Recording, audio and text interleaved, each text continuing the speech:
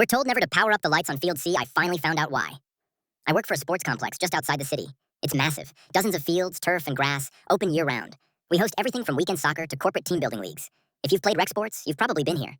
I started part-time doing cleanup and lighting checks. Eventually, I moved into facilities management. It's not glamorous, but the hours are steady and the work's predictable. Except for one rule. One field. Never turn on the lights on Field C. Every new employee hears it during orientation. Right after we're told how to refill Gatorade stations and log equipment. Simple, direct, unexplained. Field C is off limits after dark. Don't schedule games there. Don't flip the breakers.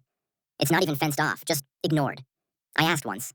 My supervisor, a guy who's worked here 18 years, shrugged. Said the lighting system shorted years ago. Said it's cheaper to leave it dark. But the way he said it didn't sit right, like it was rehearsed. So I let it go. Until last Friday.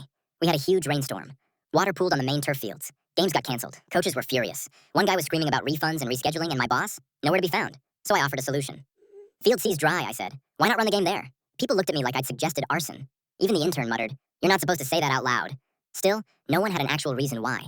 So I grabbed the clipboard, made a few calls, and moved the final match there. Just one game. Under daylight. No lights. That part was fine. It was after. At sunset, I went to clean up cones and nets. The game had ended hours ago, and the field was empty, mostly. There was a car, parked weird, almost hidden behind the equipment shed near Field C. I assumed someone forgot to lock up. I walked over and immediately noticed something off. The windshield had fogged from the inside. Someone was in it. I tapped the glass. No movement. I tapped again. The door creaked open slightly, like it hadn't shut properly. Inside was a woman. Mid-40s, maybe. Red eyes, holding a photo in her lap. She looked up, asked quietly, "Did you see him?" I didn't know what she meant.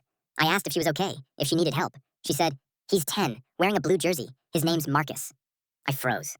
No teams playing that day had a Marcus on the roster. She added, "He always shows up when the lights come on." Then she started crying. I told security. We called local law enforcement, assuming maybe she was lost or in distress. They took her away gently. She didn't resist. But that night, I couldn't sleep. So I went back to the complex. Alone. I used my keycard, slipped into the electrical shed, and powered up the lights on Field C. They flickered, buzzed, then steady illumination. And for a second, I thought I saw movement on the far sideline. Just a blur. Could have been an animal. Could have been my eyes. But then one of the old analog scoreboards lit up. Flickering red numbers. 8:17. No games were scheduled at that time. Nothing was programmed. Next morning, I pulled archived maintenance logs. On August 17th, 2012, a youth league game had run late due to a heat delay. They'd moved to Field C last minute.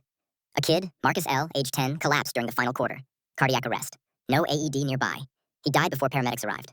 There had been an investigation. The facility was fined. Management changed hands the next year. And Field C, officially decommissioned after dark due to budget constraints. I went deeper. I found a report from a night staffer who'd been fired in 2015 for violating protocol. He turned on the lights to test them. Said he saw someone running drills alone. Said the motion lights triggered even though no one else was scheduled. Said a child's voice whispered, "Coach said I can't leave till I finish." So yeah, we don't turn on the lights on Field C.